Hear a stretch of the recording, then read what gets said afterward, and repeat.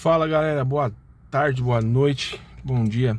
Então galera, eu tô com esse Uno aqui, o Uno Way. Ele é 2012 e eu tô tentando achar esse simples problema aqui. O que acontece? Quando ele atinge uma velocidade acima de 100 por hora, ele faz um barulho como fosse um assobio. Eu vou pegar agora a Anchieta e vou mostrar pra você que barulho que é esse. Eu não sei se no vídeo vai dar pra sair, mas eu vou pegar a Anchieta agora e daqui a pouco eu mostro o barulho pra vocês. Ó galera, vamos lá. Ó, ainda não chegou 100 não, fica vendo. Daqui a pouco chegar o 100 e começa o barulho.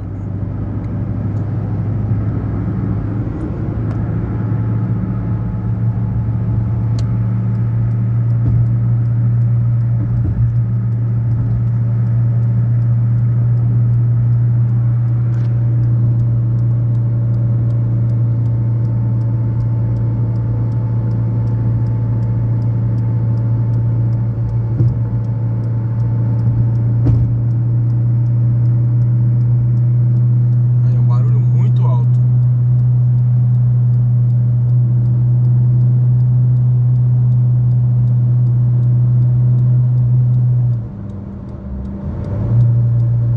Só faz com ele engatado, em marcha no caso, né?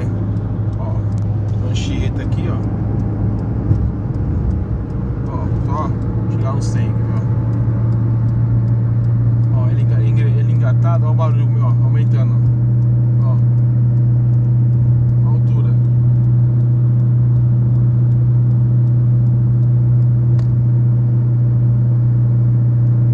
Eu não sei que barulho que é esse. Se eu pisar o pé na embreagem aqui, ó, o barulho para. Mas esse barulho só faz acima de 100 por hora. Acelerar de novo, agora não tá fazendo não.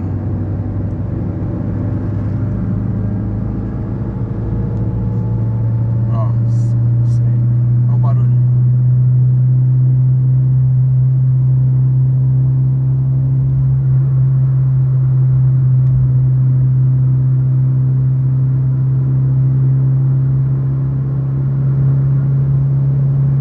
Alguém sabe me dizer que barulho é esse?